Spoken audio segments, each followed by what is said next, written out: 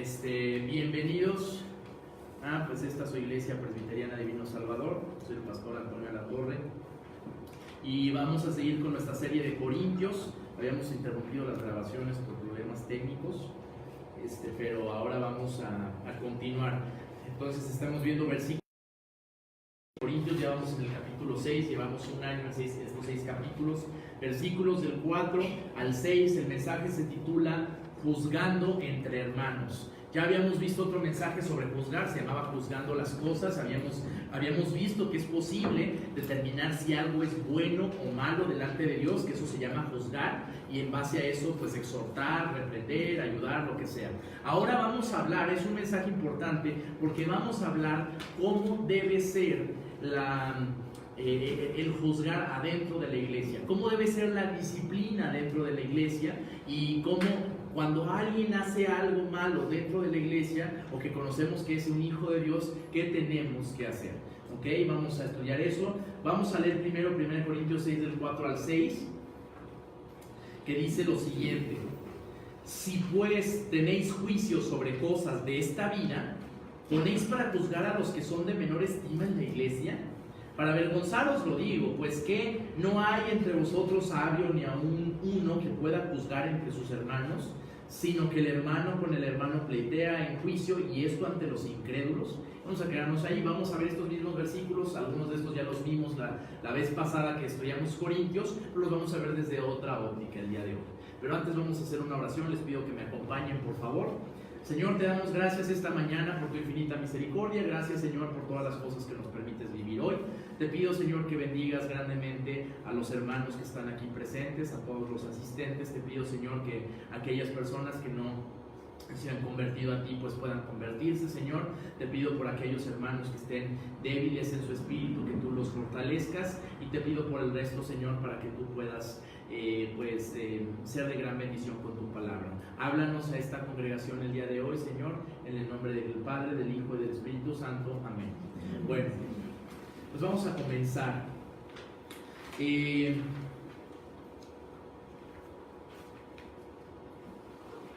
¿Podemos ir a la siguiente, David?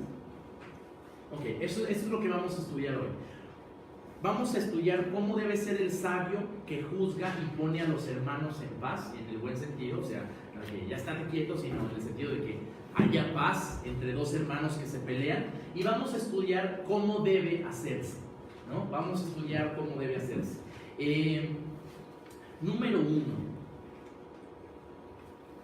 Juzgar es una habilidad necesaria para arreglar problemas. ¿Estamos de acuerdo? Ya que hemos visto que sí se debe juzgar, no sé si alguien me puede prestar una, ¿me puedes prestar una hojita nada más para coordinarse? Me olvidó traer una para mí, gracias, Alex. Entonces, juzgar es una actividad necesaria para arreglar problemas entre hermanos, es algo necesario, ¿no? Algo interesante es que, bueno, para juzgar se necesita discernimiento espiritual. ¿Qué es el discernimiento? El discernimiento es esa capacidad, como decía Alex en la alabanza, de distinguir lo bueno de lo malo. Normalmente las personas que no tienen discernimiento, pues siempre van a escoger lo malo. ¿Están de acuerdo? ¿O creen que no? ¿O creen que una persona sin discernimiento alguna vez le va a atinar y va a escoger lo bueno? Yo creo que no. ¿Por qué? Fíjense bien. Si una persona no tiene al Espíritu Santo, no tiene discernimiento espiritual. Y si no tiene discernimiento espiritual, todo lo va a hacer como él crea que es. No va a distinguir de lo bueno y de lo malo, y como no va a distinguir lo bueno y lo malo, de entrada no va a saber qué es lo bueno y qué es lo malo para escoger lo bueno. Pero además debemos contar con otro factor. Tenemos una concupiscencia, que es una tendencia y una inclinación natural al mal, porque con eso nacimos. En pecado he sido concebido, y en pecado me concibió mi madre, es algo que dice el Salmo 51, ¿no? Desde el vientre ya traíamos esa tendencia natural a pecar. Entonces, si estamos ciegos y además tengo la tendencia al mal, lo más seguro es que todo lo que haga va a estar mal. Todo. Por eso es importante tener al Espíritu Santo, porque de eso depende nuestra eternidad. Tener al Espíritu Santo o no tener al Espíritu Santo. Pues ya sabemos cómo podemos tener al Espíritu Santo, escuchando la palabra de Dios y escuchando lo que Cristo hace, y nosotros reaccionar movidos por Él mismo a entregar nuestras vidas a Él. De esa manera el Espíritu Santo es posible que venga a morar sobre nosotros. No sabemos cómo, no sabemos cuándo, pero el Espíritu Santo puede hacer eso. El discernimiento espiritual funciona una vez que ya eres hijo de Dios. Ya tienes al Espíritu Santo, entonces el Espíritu Santo va a funcionar como esa vocecita que te va a decir lo bueno y lo malo. Pero hay una restricción. La restricción es que tú siempre estés ligado a la Escritura. El discernimiento y el Espíritu Santo no quieren decirte nada que no sea a través de la Escritura. Si no es con la Escritura, no va a jugar contigo, no va a hablarte, no te va a guiar, no te va a aconsejar. Porque dice la palabra de Dios que el Espíritu es un Espíritu de verdad, ¿no? Los adoradores deben ser adoradores en espíritu y en verdad, y la verdad se refiere a la Escritura, esa es la verdad. Entonces, el Espíritu Santo siempre tiene que ir acorde a la Escritura, si no, no va a funcionar. O sea, no vale que ya eres hijo de Dios y ahora ya tienes el Espíritu Santo, entonces ya pues no necesitas estudiar mucho porque el Espíritu te va a soplar las respuestas. No, tienes que estudiar, porque la manera en que el Espíritu Santo te va a decir las respuestas de la vida es a través de esto. La diferencia es que antes no lo entendías, ahora lo vas a entender, pero es a través de esto. Bueno, el discernimiento entonces es una herramienta útil para juzgar en la iglesia y solucionar los problemas naturales que surgen en el roce que tenemos como humanos. Somos humanos, y aunque estamos en la iglesia de Cristo, a mí me encantaría que, voy a volver a hacer esto, fíjense, cada domingo, le toca a Lupita primero, sí, ya me acordé, cada domingo que alguien pase a contar lo que Dios ha hecho en su vida, ¿no? ¿Cuál fue su historia de conversión? Eso es algo importantísimo, y esto va a colación porque todos tenemos una historia tremenda tenemos una historia. O sea, y yo a veces digo de broma, Dios, oye, ¿por qué nos juntaste aquí a todos nosotros? Así, un perfil, no tenemos mucho en común, ¿no? Hay ingenieros, hay ajustadores de seguro, habemos de todo tipo de cosas, ¿no? Pero lo que sí tenemos en común es que nuestras vidas fueron unas vidas muy extrañas y muchas de ellas trágicas y destruidas y violentas y cosas así, y lo que le sigue, ¿no? Entonces somos un caso, cada una de las personas que estamos aquí somos un caso. O sea, yo me metería en problemas tratando de explicarle a otra persona nueva la vida de alguno de ustedes, y sería como, híjole, ¿por dónde empiezo? No, mira, pues mi mamá, no, mi mamá, no. A ver, Alex, no, Alex tampoco, a ver, el señor Magdalena, no, tampoco, a ver, Mikey, no, son historias muy extrañas, son historias muy complejas. Y todos estamos aquí en el mismo barco, y los que seamos hijos de Dios, ¿qué creen? Más vale que se vayan cayendo bien, porque vamos a estar toda la eternidad juntos. La familia carnal no se escoge y la espiritual tampoco. ¿Y qué crees? Estamos juntos y van a haber roces porque somos pecadores, y mientras tengamos este cuerpo de carne, el pecado va a abundar en nuestras vidas en muchas formas. Y el Espíritu Santo va a contrarrestar eso en lo personal y en lo colectivo en la iglesia. En lo colectivo también el Espíritu Santo permea toda la habitación donde estamos nosotros, de forma espiritual y metafórica, donde estamos nosotros, porque dice la palabra de Dios que donde están dos o más reunidos en su nombre, ahí está Él en medio de ellos. Y esto no solamente para esta congregación, sino hablo de todas las personas que sean hijas de Dios, forman parte de la iglesia de Cristo. Unos cuantos católicos por allá, que sean hijos de Dios, unos cuantos evangélicos por allá, que sean hijos de Dios, unos cuantos presbiterianos por allá, que sean hijos de Dios, y para Dios esa comunión, esa reunión de personas es la iglesia de Cristo. La iglesia de Cristo no está ligada a instituciones. No es que esta iglesia es la iglesia presbiteriana y todos los que se adhieran a la iglesia presbiteriana son los correctos. No, ni tampoco con la iglesia católica, ni con la iglesia ortodoxa griega, ni con los coptos y así. Hay muchísimas denominaciones. Pero Dios no se rige por instituciones, se rige por comunión espiritual. Así es como Dios se rige, por la comunión espiritual que hay entre nosotros. Y dice la palabra de Dios que nosotros debemos habitar en perfecta armonía con los hermanos. Y para habitar en perfecta armonía con los hermanos, pues tenemos que estar primero habitando, o sea, tenemos que llegar. Si no estamos en el rebaño, pues difícilmente, ¿no? Pero bueno, entonces esto implica que van a haber roces. Implica que van a haber roces. Yo voy a contar algo, creo que tengo algunas personas en Facebook que creo que bueno, van a estar familiarizados con esta historia, pero no va a haber problema que lo cuente. Creo que no es, no. Y de todas maneras, no voy a quemar a nadie, simplemente son cosas que podrían no poner muy bien a una organización, pero pues no. Cuando estuve de misiones en Rey de Reyes, levantando junto con otras personas, con Mauricio Díaz, otro pastor, una iglesia allá en Rebalsito. Algunos varones recuerdan Rebalsito, allá en un pueblo perdido en la costa, selvático, no hay nada, ¿verdad? Cocodrilos y otros peligros y cosas así. Por eso los buscamos nosotros, pero y estábamos levantando allá ese pueblito un trabajo. Y me tocó que toda la iglesia Rey de Reyes, que para eso sí debo decir, se pinta sola con organización, fue una organización tremenda la que se puso allá. Ya al final nos quedamos él y yo, casi como de planta. Él se quedaba allá, yo iba a visitarlo de vez en cuando, pero al principio, para levantar esa iglesia, yo creo que fácil unas 100 personas estaban involucradas, 100 personas de la iglesia de Rey de Reyes aquí estaban involucradas en la creación de esa iglesia. Entonces habían ofrendas, había dinero, habían equipo, habían personas que decían, ¿sabes qué? Yo llevo mi tráiler y ahí llevamos cosas para las personas, y otros ofrendaban la gasolina, y había un chofer por ahí que se ofrecía a aventarse el viaje y a cargar cosas, porque eran terrenos feos, entonces había que cargar las cosas y muchas cosas, ¿no?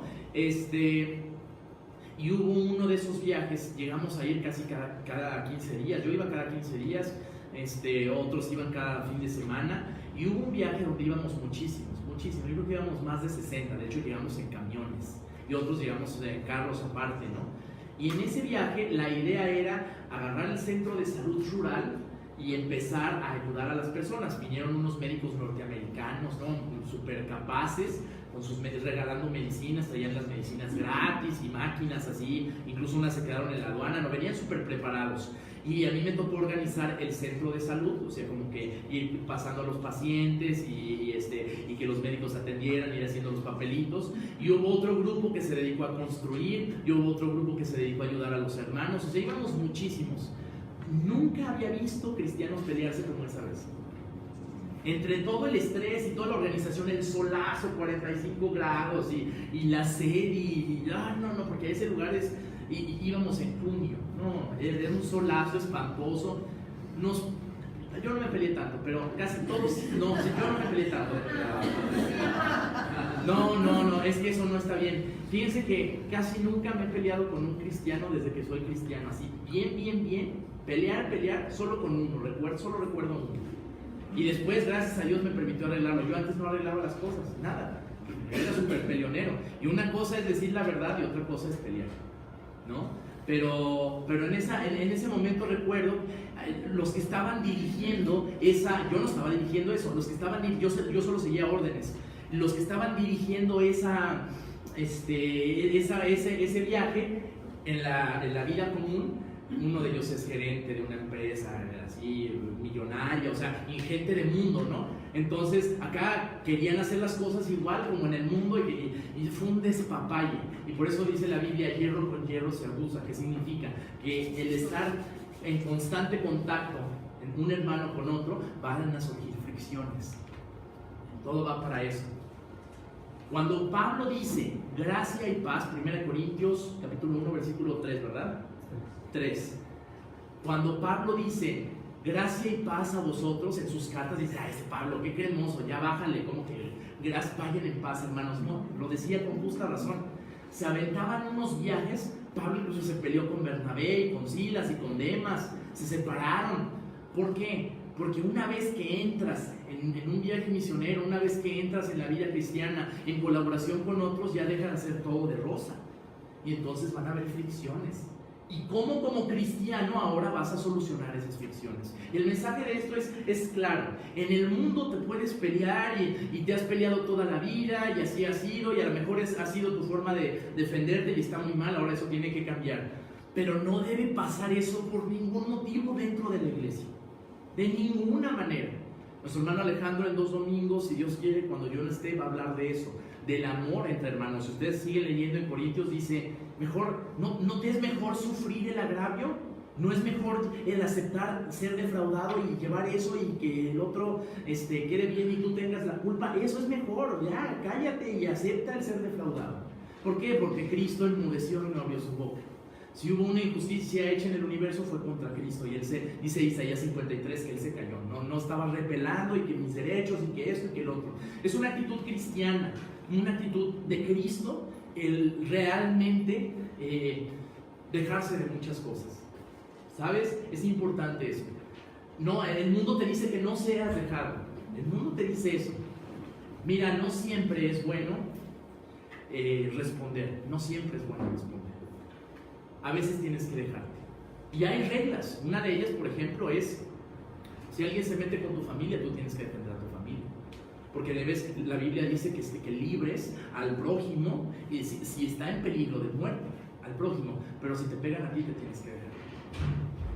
Te tienes que dejar. Si yo veo, por ejemplo, que a mi hermana le está algún patán, le está la cosa en la calle cuando sale a la tienda, pues obviamente voy a ir a defenderla. Y no tengo miedo en usar los puños, en usar la fuerza que Dios me dio como hombre, porque me la dio para eso.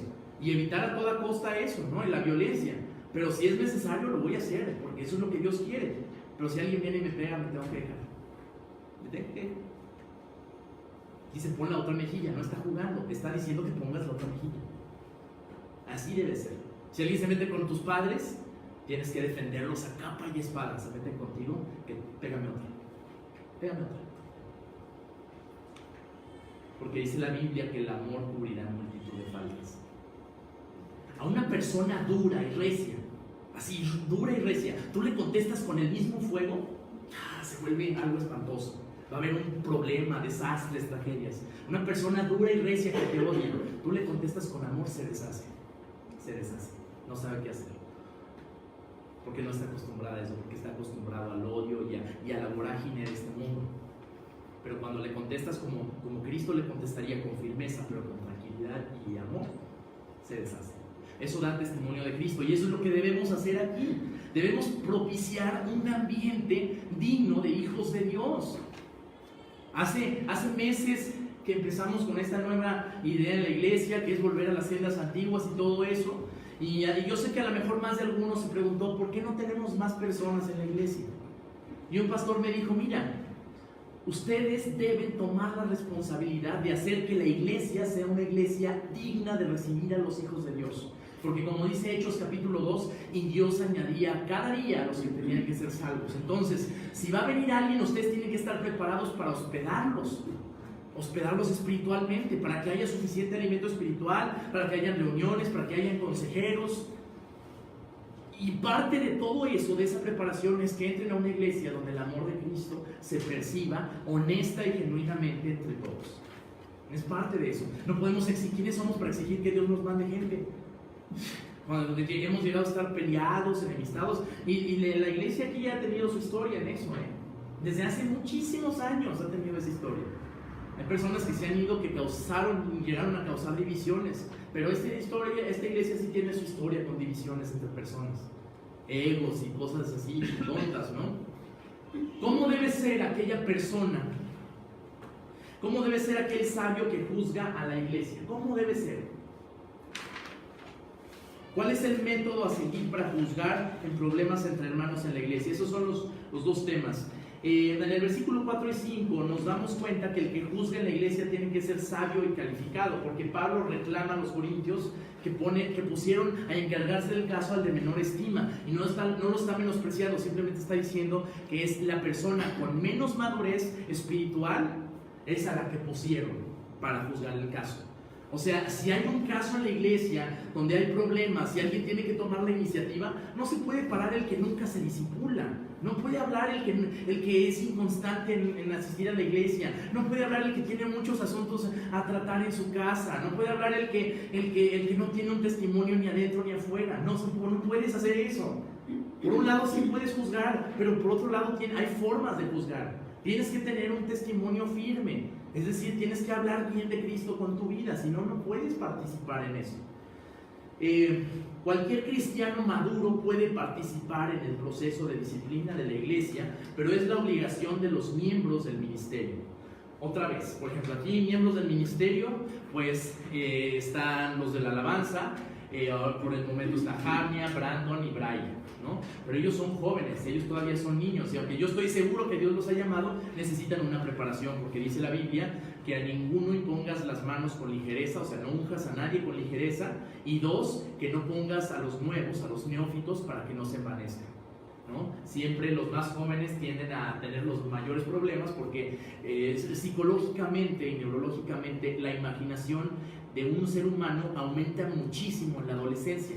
Entonces le das poquito a una persona, poquita responsabilidad a un adolescente, 15, 16 años, y él siente que ya está del otro lado, ¿no? Entonces por eso Pablo le dice a Timoteo, tranquilo. Y dice, pero Timoteo era un niño, ¿no? Timoteo tenía como 35 años. Para los griegos, un adulto era alguien ya mayor de los 40. Para los griegos, para los judíos, un adulto era mayor de 12. Pero Timoteo era griego. Entonces, aunque dice, en nadie tenga en poco tu juventud, Timoteo ya era grande. Ahora, los años nada tienen que ver con la experiencia. Hay alguien de la familia que me dice eso, que como él tiene 35 años de no sé qué, hacer no sé qué, porque no me dijo hacer no sé qué, ya tiene 35 años de algo, ya yo no puedo decirle nada. ¿No? Los años de experiencia no, años de experiencia en qué primero habría que ver. No es lo mismo años de experiencia, 10 años de experiencia a 10 años de hacer lo mismo, no son la misma cosa, hay una diferencia en eso. Y bueno, no entras al cielo con años de experiencia, entras al cielo pues por la imitación de Cristo y por la santidad de Cristo y por su justicia, no porque tengas mucha o poca experiencia. Hay personas que pueden tener 40 años de ser cristianos y comportarse como uno de un año de ser cristiano. O sea, imagínate qué vergonzoso que haya alguien que tenga muchos años de ser cristiano, llega alguien nuevo que tenga un año de ser cristiano y hay un pleito entre ellos y el que se hace el digno es el que tiene más años de ser cristiano. Es incongruente. Es una persona con mucha experiencia o muchos años de vida pero con cero madurez. Debemos buscar la madurez, no el acumulado de años, la madurez. Si no estamos cotizando para el seguro social ni para la labor, o sea, es la madurez lo que necesitamos. Buscamos frutos, no jubilarnos. Sí, me gustó decir eso, sí. Creo que me di a entender. Perdón, es que tengo problemas a veces para darme a entender. Y por eso, no sé si podamos ir a Proverbios 24:3. Porque con ingenio harás la guerra y en la multitud de consejeros está la victoria. ¿Cómo debe ser una persona que iría a la iglesia? Pues una persona cuadrada y tonta en toda la extensión de la palabra. Tiene que ser una persona que al menos su mente funcione normalmente bien. O sea, no pedimos genios, no. Solo hay una persona que conozco, bueno, que he escuchado, que fueron genios y que dirigieron una iglesia. Jonathan Edwards era físico matemático y fundó la Universidad de Princeton y era un teólogo y era un pastor impresionante. Juan Calvino era un abogado, tenía doctorado en Derecho, era increíble y fundó casi toda una ciudad religiosa en Ginebra. Martín Lutero, doctorado en el libro de Romanos, o sea, son personas excepcionales. Casi todas, Pablo por ejemplo, pero casi todas han sido personas mucho más comunes. Pero tienen que ser personas normales e inteligentes. O sea, tiene que haber cierta preparación. Miren, hermanos, yo no quiero tampoco físicos nucleares en el ministerio. No es lo que estamos diciendo, ¿sí? Pero debemos tener personas en el ministerio que sean excelentes. Excelentes en todo. Algo que se manejaba mucho, y para vergüenza lo digo, vamos a decir en las administraciones anteriores, es que la mediocridad es justificable con la espiritualidad. O sea, se oía muy heroico el abandonar los estudios para dedicarte a ser pastor. ¿Verdad? ¿Verdad que sí? Tú sabes de lo que hablo. O sea, como si fuera muy cristiano decir, ¿sabes qué? Yo voy a abandonar mi carrera para ser pastor. No, papá, así no debe ser. Así no debe ser. ¿Por qué? Porque Cristo era excelente. Ahora, Cristo hizo un ministerio tremendo de 3 años, formó a los apóstoles, inauguró la iglesia, murió por los pecadores, resucitó y 1000 cosas más que los libros no alcanzarían en cuanto a milagros, dice el apóstol Juan. Pero ¿qué hizo? Desde adolescente hasta los 30 años, era carpintero. Era un país, en Israel, en esa época, era un país donde no había internet, las noticias no llegaban rápido, casi todos se agarraban carretera, decenas de kilómetros caminando, no había mucha comunicación, y él era de un pueblito insignificante que se llamaba Belén, pero lo conocían en Jerusalén como el carpintero de Belén, así lo conocían. ¿Por qué? Porque era excelente. Los historiadores dicen que él seguramente llegó a juntar mucho dinero porque la carpintería era algo súper bien pagado en esa época. Aprendió con su padre José. Y también los teólogos dicen que él nunca predicó algo que él no hiciera. Y él siempre estaba hablando de darlo todo, todo, todo. Siempre usaba esa frase, dar todo a los pobres, vende todo lo que tienes. Si coincidimos en que Jesucristo era excelente, tenía un gran testimonio, era un hombre responsable y diligente y que cumplía todas las palabras que dice Proverbios acerca del trabajo y del esfuerzo y de la excelencia y de la responsabilidad, porque él mismo las inspiró en el Espíritu. Y si tomamos en cuenta que él fue un hijo obediente que honró a sus padres y siguió ese oficio, y la Biblia dice que fue carpintero y el mundo lo consideraba como el mejor carpintero de Jerusalén, seguramente tuvo mucho dinero y predicaba que había que darlo todo. Pero después tú dices, él no tenía lugar para recostar su cabeza. ¿Dónde está ese dinero? Lo dio todo. Pero él fue excelente. Debemos ser excelentes. No pueden haber fracasados en el ministerio. No pueden haber fracasados. O sea, ¿cómo vas? Dice la Biblia en 1 Timoteo capítulo 3 que el obrero de Dios tiene que gobernar bien su casa, porque si no gobierna su casa, ¿cómo va a cuidar a la iglesia? ¿Y cómo vas a gobernar a tu casa si no tienes un trabajo, si no generas dinero? No es lo más importante. No estoy diciendo que sea lo más importante y tampoco estoy diciendo que el dinero sea malo, ninguna de las dos cosas. Dice la Biblia que la raíz de todos los males es el amor al dinero, la codicia, la ambición, el que el dinero sea la fuente de tu alegría. Pero de hecho, a veces no producir dinero es un pecado, porque dice la Biblia que si no provees para los tuyos eres peor que un incrédulo. O sea, hay muchos así como que viviendo en el limbo, porque no, es que yo me dedico, yo conozco personas así que se dedican a leer la palabra de Dios y por eso no quieren trabajar. Pero, ¿y tienes una iglesia? No, todavía no. ¿Algún patrocinador? No. ¿Una beca para el seminario? No. O sea, no estás haciendo nada, es un parásito y grandote, una amiba así enorme, ¿no? Entonces, es la obligación de las personas que están en el ministerio tener un buen testimonio. Por ejemplo, hay casos especiales. En Honduras, las personas, es un país de campo, es un país de desarrollo rural, no ha habido gran tecnología, es un país del tercer mundo, igual que México, bueno. Pero en Honduras los pastores, pues no hay gran diferencia entre uno y otro, porque todos se dedican a lo mismo, ¿no? Todos se dedican a vacas o todos se dedican al campo, casi todos están al mismo nivel socioeconómico. En México es muy difícil que una persona quiera acudir a la iglesia de un pastor que sea un fracasado. Y eso no habla bien de Cristo. No estamos hablando de defenderte a ti mismo.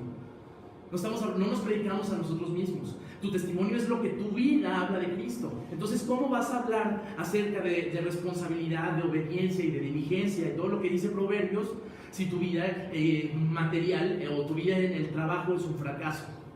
No estoy hablando de que la prosperidad y la opulencia económica sean un reflejo de una vida espiritual buena, no estoy diciendo eso. Estoy diciendo que una vida de trabajo es algo que Dios aprueba, y una persona que está en el ministerio tiene que tener esa responsabilidad y mostrar a los demás y ser ejemplo de eso. De eso estamos hablando. Entonces, una persona que está en el ministerio tiene que ser una persona muy responsable, trabajadora y que no sea fracasada para los de afuera. Porque imagínate, si en la carne eres fracasado, en el espíritu, ¿qué vas a hacer? En el espíritu es mucho más difícil tener éxito. Si en la carne no pudiste, ¿qué vas a tener en el espíritu? Y estoy de acuerdo que Dios puede llegar y a una persona que ha fracasado siempre y ha sido mediocre siempre la puede volver una persona disciplinada y responsable con Dios. Claro que sí. Pero la disciplina es muy importante. Una persona en el ministerio no puede ser indisciplinada, no puede ser. Pablo mismo dice: yo disciplino mi cuerpo. ¿Por qué? Porque tienes que administrar todos tus recursos, todo tu tiempo, todas tus energías para servir a Dios de la mejor manera y según lo que Él te mande. Porque servir a Dios incluye servir a tu familia, porque Él te manda que sirvas a tu familia. Entonces Él te dice: ¿quieres obedecerme? Sirve bien a tu familia, que no les falte nada. ¿Entienden? Entonces esa es una forma de hacerlo. Debes ser un hombre preparado y culto y no puedes ser un novato. 1 Timoteo 3, del 1 al 6. No puedes ser un novato. Dice Pablo, hablándole a Timoteo de los requisitos, dice: no un neófito, no sea que envaneciéndose caiga en la condenación del diablo. Porque es muy fácil, otra vez, un adolescente se le vaya al piso y termine así.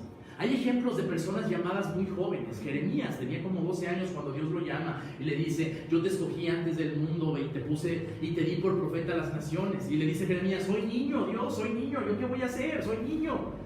Bueno, pero lo preparó. ¿Cuántos años pasó Jeremías solo en el desierto? Muchísimos. Juan el Bautista, Dios lo llama como desde los 12 o 13 años y pasó 20 años en el desierto para salir a predicar 6 meses y luego le cortaron la cabeza. Jesucristo mismo empezó hasta los 33 años. Son muy pocos los casos de personas que empiezan un ministerio relativamente jóvenes.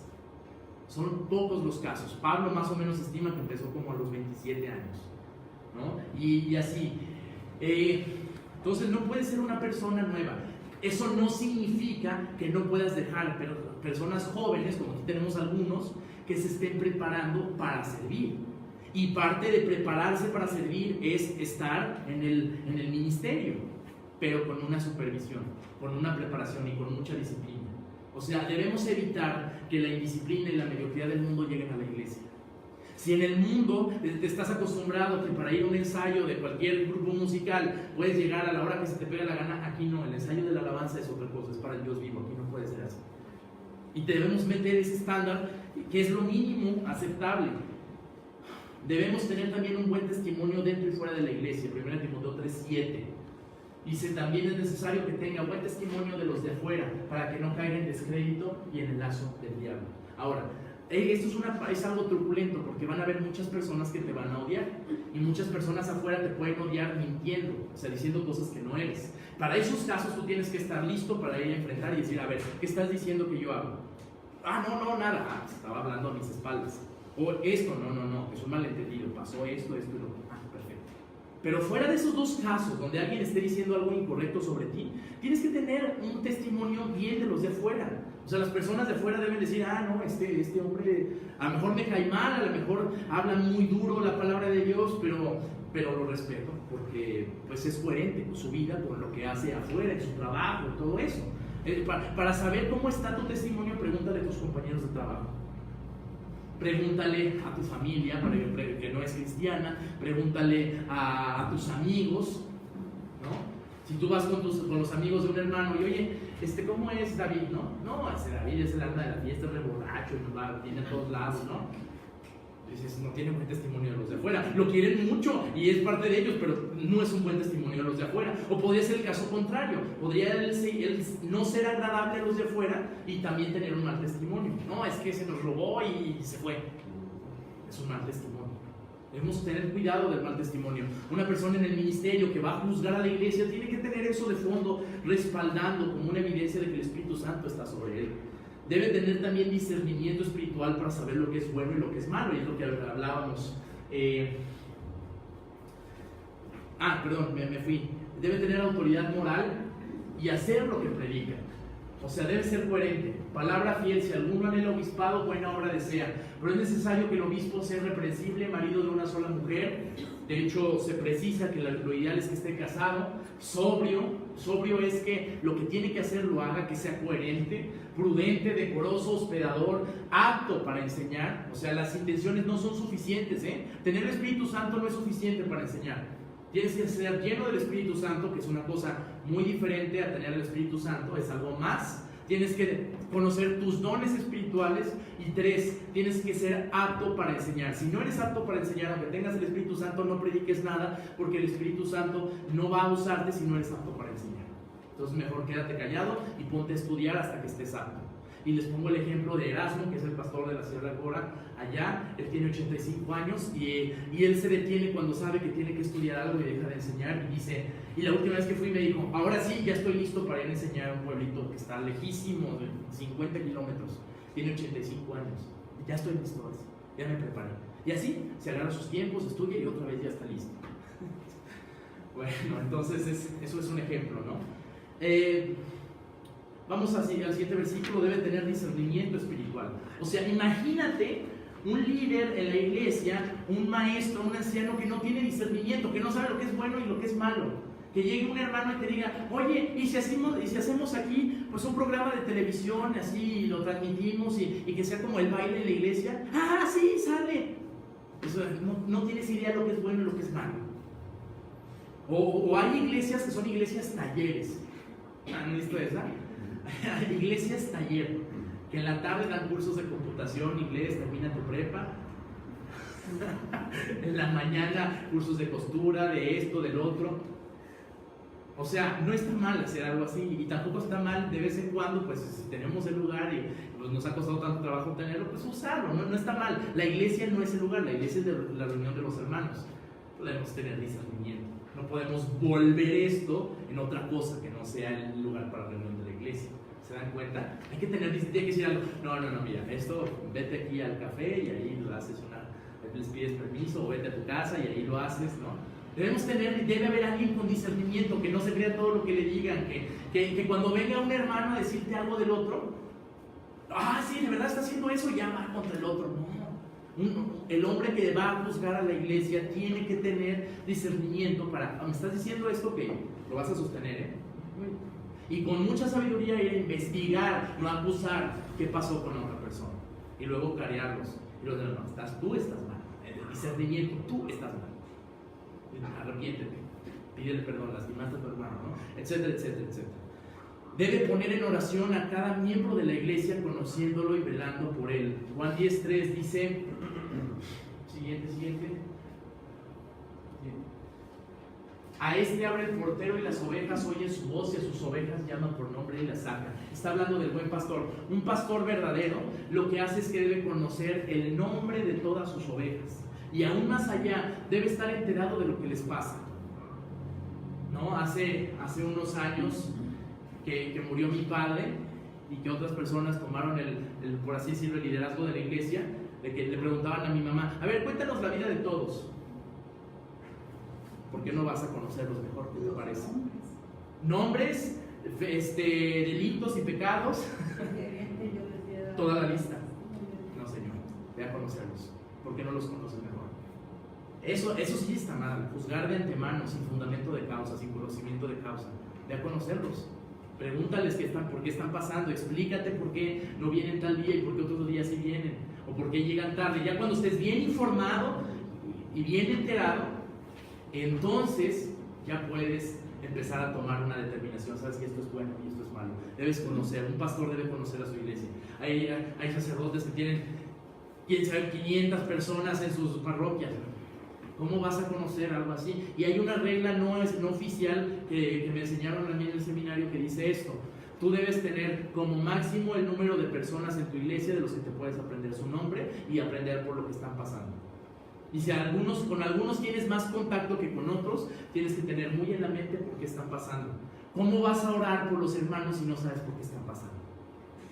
¿Y cómo le haces para enterarte? No vas a ir, a ver, confiesa. No puedes ir así, a ver, otra vez al agua, confiesa. No es tortura. Tienes que ganarte su confianza y ganarte su respeto. A veces hablarle muy duro a una persona es mucho menos impactante que estar con ella en los momentos más difíciles. Porque a mí me ha tocado ir a visitar enfermos a los que les he dado bien duro con la escritura como debe ser, pero me han visto ahí.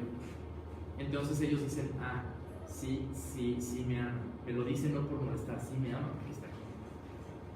¿Se dan cuenta? Eso es lo que tiene que hacer un pastor, un anciano. Los que estamos en el ministerio debemos saber eso. No es tan fácil como pararse, hermanos, aquí está el sermón, a ver qué dice. No es tan fácil como eso. Es algo bien difícil. Creo que nadie aquí tiene idea de lo que es ser pastor. Nadie. Yo tenía una idea muy leve y muy torcida porque nací en hogar de pastor. Muy leve y muy torcida. No sabía lo que es la responsabilidad y lo poco que sabía me lo sabía mal. Y debemos entender que para ser pastor, tú puedes ser pastor te lo puedes hacer tan fácil o tan complicado como quieras. ¿Por qué? Porque de un pastor se espera que al menos el domingo predique, ¿no? Y 2 que 3 estudios y ya. Y por eso cobran muy bien. O sea, por eso hay pastores que cobran 15, 20 mil pesos mensuales y pues, bueno, está bien. Pero te la puedes hacer complicada. Y yo conozco pastores que se lo hacen complicado. Los pastores que se lo hacen complicado les dicen, es más, ni siquiera me están pagando eso, me están pagando menos de la mitad que eso. Pero yo voy a trabajar, voy a sacrificar mis horas de sueño, a veces se sacrifica incluso la familia por la iglesia. Hacer más de lo que me pagan porque no es por el dinero. Y hay pastores así, yo conozco varios así. O sea, el pastor Israel es un pastor que no va a la escuela, no estudia ya, no tiene otro trabajo. Él se dedica únicamente a la iglesia, le pagan un sueldo decente para lo que hace, ¿verdad?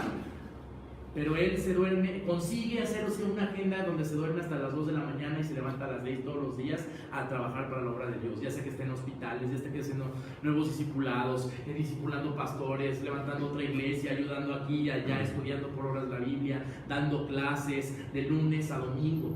Es algo complicado, muy complicado. Debes enseñar, bueno, aquí como dice Juan 10:3, y ya vamos aterrizando. Regresa, por favor, David. Juan 10. Ajá. Jesucristo conoce el nombre de cada una de sus ovejas. Todas son diferentes. Son ovejas, pero todas son diferentes. Entonces debemos entender como personas del ministerio que eso es lo que se debe hacer. Si tú estás pensando en algún momento volverte pastor, tienes que saber que esto es lo que se hace, ¿no? Y Jesucristo así por nombre nos llama ovejas, ¿no? Esta es la coja, la muda, la sonsa, la torpe, ¿no? Todos somos así es como nos ve Dios, para que sepas. Por eso Dios escoge la imagen de ovejas, porque las ovejas son tontas. Somos tontos, somos seguidores tontos. A ver, ¿sí o no? Cualquier cosita, no que el mundial, ay, ya. No, aquí está la palabra de Dios. No te desvíes, aquí está. Ese es el trabajo de un pastor. El pastor lo que ya ven ese palito que tiene como un gancho, es el cayado. Ese lo azota en el piso y las ovejas oyen. Dice, y las ovejas oyen mi voz y me siguen. Y vuelve, perdón.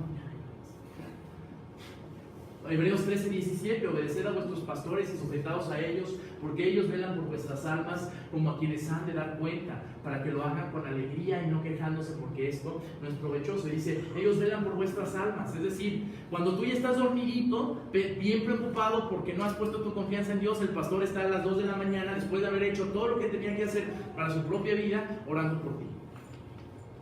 Orando para que tengas fe, no para que Dios solucione tus problemas.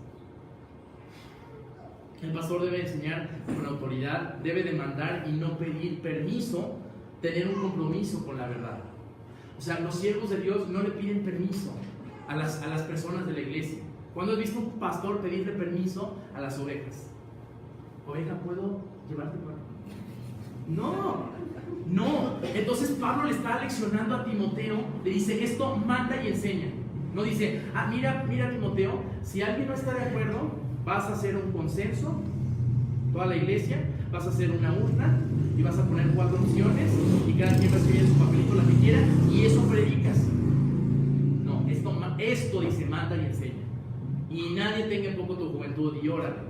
Y tú le darás cuentas a Dios, claro, no es cualquier cosa, tiene una gran responsabilidad. Esto manda y enseña. Proverbios 23:23, compra la verdad y no la vendas. La sabiduría, la enseñanza y la inteligencia. Si tú vas a juzgar a la iglesia, necesitas tener un compromiso muy fiel con la verdad. Y necesitas ser coherente. Y necesitas ser una persona valiente para decir la verdad. Algo que un pastor decía es que los profetas, las personas que dieron el mensaje de Dios a pueblos rebeldes, y diciendo como Jeremías y Juan el Bautista, y que decían que el mundo se iba a acabar y que esos pueblos paganos por su pecado se iban a acabar y los golpeaban, eran personas que iban a estar en peligro. Y ese pastor Tozer decía que si tú ibas a dedicar tu vida a ser un profeta, pues que tenías que entregarle y dedicarle tu cabeza a Dios desde el principio. Juan el Bautista iba a ser un profeta y le entregó a Dios su cabeza. Si tú vas a querer luchar por el reino de Dios verdadero, vas a tener que ser muy valiente, porque te va a costar mucho.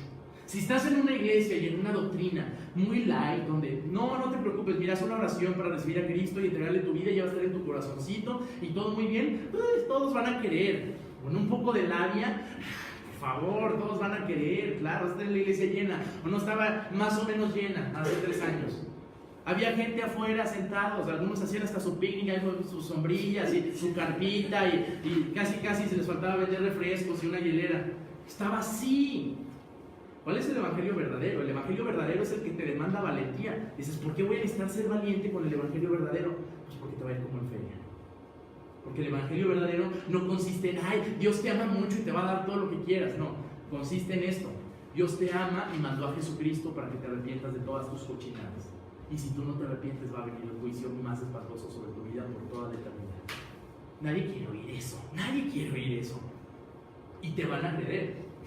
Sí lo van a hacer. Y vas a perder muchas cosas, puedes perder tu trabajo, puedes perder muchas cosas. El método disciplinario en la iglesia son unos pasos muy simples. Hay personas,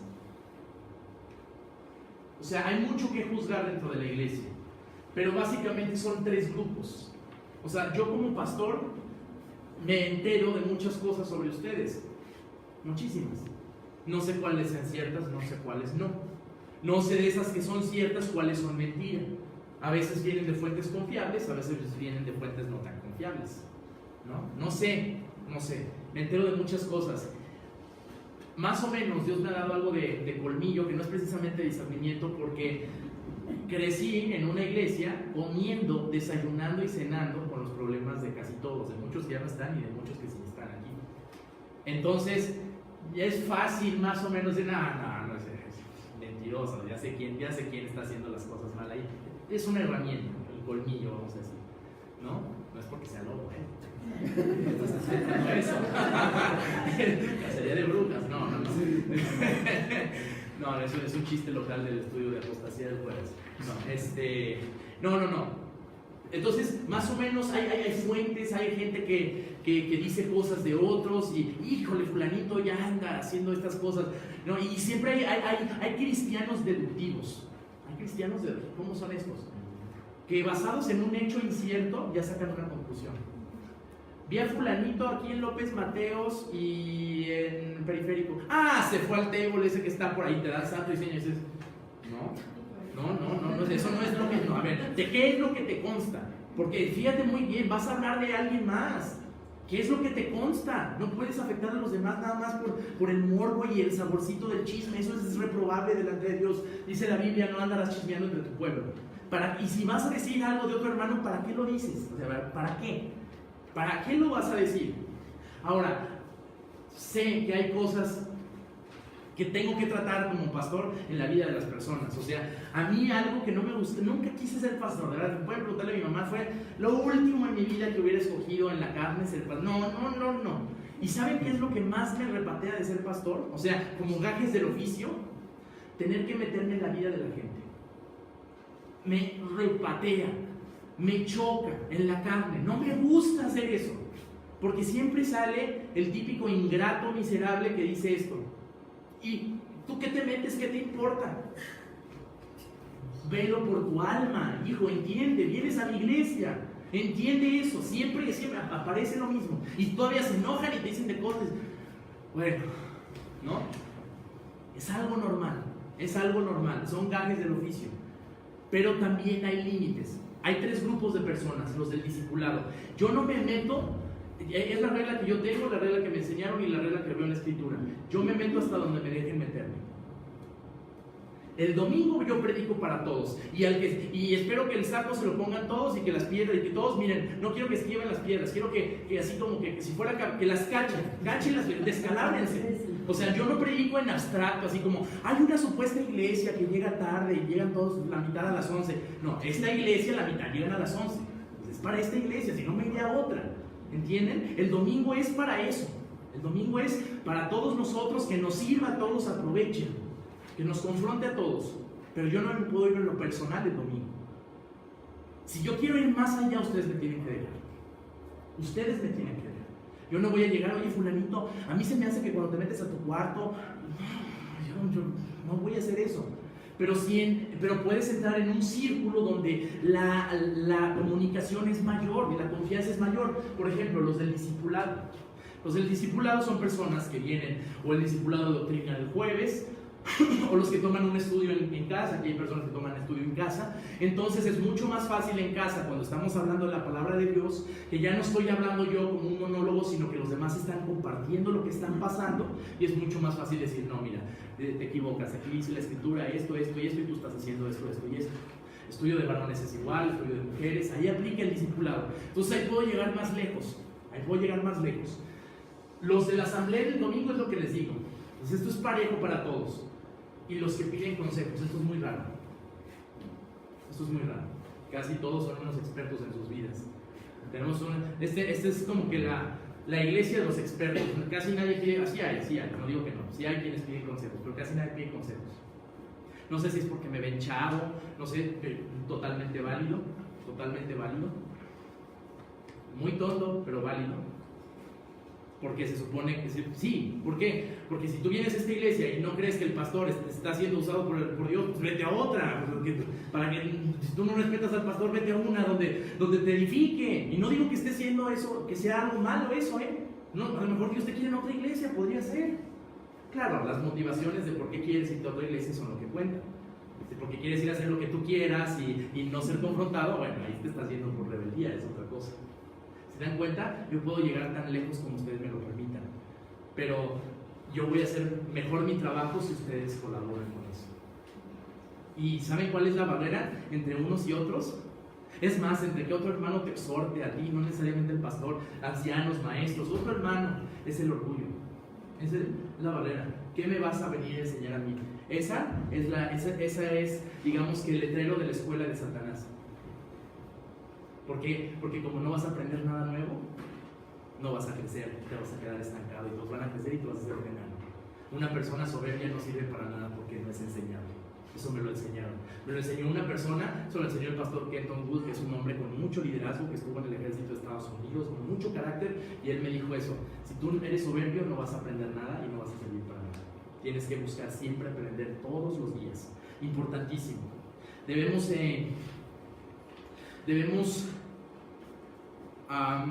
puedes seguir. Este es el último punto, no voy a tomar más de 5 minutos. ¿Qué vas a hacer? ¿Cuál es el procedimiento a seguir? Que no se nos olvide el protocolo bíblico cuando alguien hace algo mal en la iglesia. Cuando tú ves a alguien hacer algo malo, ¿qué tienes que hacer? ¿Ir al grupo de WhatsApp y ventilarlo y tomarle foto? No, eso no se hace. O ir a chismear y empezar a generar un rumor y luego que la otra persona salga afectada, no. Reprenderlo en privado, eso es lo que dice Mateo 18:15. Por tanto, si tu hermano peca contra ti, ve y repréndele estando tú y él solos. Si te oyere, has ganado a tu hermano. Tú y él solos, y repréndele con escritura. Si tú amas a tu hermano, lo vas a hacer. Si eres cobarde, no lo vas a hacer. Si eres cobarde, no lo vas a hacer. Es que hay personas que dicen: ay, es que yo lo trato con mucho amor para que no se sienta ofendido. No, ¿sabes qué? Eso es muy, muy diabólico. En realidad te estás tratando con mucho amor a ti para que no te ataque cuando tú lo reprendas. Es algo muy diabólico. Hay que tener mucho discernimiento para descubrir esas cosas. A Satanás, y muchos cristianos no las creemos, y son mentiras de Satanás que se las dice a la iglesia. 2, si esa persona, cuando es reprendida, no hace caso, entonces hay otra cosa que hacer. Punto número 2, tienes que hacerlo con consideración. Cuando tú vas a reprender a alguien, tienes que hacerlo con consideración. A ver, vamos a ver 1 Timoteo 5:1. No reprendas al anciano, sino exhortándole como a padre, a los más jóvenes como hermanos. ¿Qué significa esto? Debes considerar el contexto. No puedes ir caminando por la vida echando fuego de la boca. Tienes que hacerlo con muchísima precisión, sabiendo lo que estás haciendo, conociendo bien la escritura que le vas a decir, el conocimiento de causa, por qué está pasando, realmente qué es lo que sí es un hecho y si conoces a esa persona. No reprendas al anciano, sino exhórtale como a padre. Debes tener cierto nivel de respeto carnal por una persona adulta, mayor, anciana en la carne, cuando la vas a reprender. No puedes ir en burlas. No puedes ser sarcástico. Es muy común de los jóvenes el sarcasmo. No puedes hacer eso. No debes hacer eso. Si tú eres un joven, y esto va para los jóvenes, si tus padres están haciendo algo mal, mira, primero que nada, tú tienes que ser un cristiano maduro para reprenderlos. Y un cristiano maduro implica, el contexto griego es que ya estés casado, que seas responsable de ti mismo y que tus papis no te mantengan. 3, que seas un cristiano muy maduro dentro de la iglesia y que ya tengas un ministerio. 4, que lo que vayas a reprender lo vivas y que aparte de eso no tengas nada de que reprenderte. No tengas nada de que reprender. Es la forma para que un hijo reprenda a un padre. Si cumples esas, puedes hacer. Si no, no. Si no, mejor quédate callado y tú arregla lo que tú tienes que arreglar. Y debes hacerlo con advertencia. No todo bonito, no todo suave, no todo está bien, con advertencia. Advertir a la gente del peligro es una forma de amarlas. Es una forma de amor advertir a la gente del peligro. Si no adviertes a la gente del peligro, pues no los quieres. Y por eso dice 1 Timoteo 5:20, a los que persisten en pecar, repréndelos delante de todos para que los demás también teman. ¿Recuerdan que ha habido un caso aquí así? Se le reprendió en privado, el concilio de ancianos, con consideración, con advertencia, con amor, con la escritura. Dijo mentiras a la iglesia. No, es que así no es. Repréndelo delante de todos para que teman. Así no es. Pero ya se dieron cuenta los pasos a seguir. Esos son los pasos a seguir. Y tiene que ser con gracia. ¿Qué es la gracia? Mira, yo estoy de acuerdo, y ustedes lo saben, en que la predicación de la escritura debe ser frontal. Es una espada de 2 filos. Jeremías 26 dice, no, dice Dios, no es mi palabra como fuego y como martillo que rompe la piedra así. Pero no se te olvide una cosa, tú eres igual que los demás. Eso no significa que no tengas el derecho para juzgar. Sí tienes el derecho porque te lo da Cristo y está según la escritura. Pero significa que no se te olvide, nada más que no se te olvide. Nada más que no se te olvide. Un pastor no puede herir a sus ovejas. Puedes disciplinarlas, pero herirlas no. Vas a ver a un pastor rompiéndole la pata a sus ovejas para que no se vaya, porque siempre se va. Ya te larga siempre porque te rompo la pata. Bueno, pero nunca lo vas a ver agarrando un cuchillo y cortándole el cuello. Nunca. Un pastor no hiere a sus ovejas. Nunca clavándole un puñal no hiere a sus ovejas. Los pastores humanos, el pastor es Cristo de esta iglesia, amén. Los pastores humanos, vamos a decir que somos los maestros, ancianos, diáconos, somos los pastores humanos. Y no nos comparamos con el pastor de carne y hueso que va con las ovejas. Más bien nos comparamos con el perro del pastoreo. O sea, si traes unas ovejas ahí, hay un pastor que va al frente de ellas, ese pastor sería Cristo, las ovejas son la iglesia, pero hay perros de pastoreo que van acompañando a las ovejas, ¿verdad? Esos pastores somos nosotros. Y fíjense muy bien, esto se me ha agradado mucho. Es un consejo que me dio un pastor muy sabio. Me dijo, un perro de pastoreo cuando ve que las ovejas se van, les gruñe, les muestra los dientes, ¿no? Y las asusta y las cisca y les está mostrando la gravedad de que se vayan, les muestra los dientes, les grita. Nunca las muerde. Nunca las muerde. Tú puedes llegar con una persona de tu iglesia y decirle, mira hermano, lo que estás haciendo es terrible y es abominable delante de Dios y se castiga así, así, asado. Pero eso está bien, con toda dureza y con toda honestidad y amor. Pero nunca puedes llegar a decirle, no sirves para nada, eres una basura, eres un tonto. No puedes. O sea, ¿ya se dan cuenta la diferencia? Una cosa no exime la otra. Debes hacerlo con gracia, porque dice Juan 1:14 que Jesucristo vino lleno de gracia y de verdad. O sea, la verdad no va peleada con la gracia, ¿no? Juan, no. Bueno, faltaron esos versículos. El objetivo de la disciplina, y sí, eso los puse después, y la reprensión es el arrepentimiento, hermanos. Cuando voy a cerrar con este versículo. El objetivo de la disciplina y del juzgar entre hermanos, de que si tú cometes un pecado contra otro hermano y te peleas y viene Alex a reprenderlos y a tratar de ver quién hizo las cosas mal, el objetivo no es atacarte, no es agredirte y no es ofenderte. El objetivo de confrontación, pero el objetivo es restaurarte. Por eso dice 2 Corintios 7:10 y dice Pablo, si el contristamiento sirve para arrepentimiento es bueno. No los contristo nada más por contristarlos, es para que se arrepientan, para que quiten eso, aparten ese pecado y sigan adelante y se restauren. Y eso va a producir un fruto. Y Juan 13:34 habla de que el arrepentimiento trae frutos.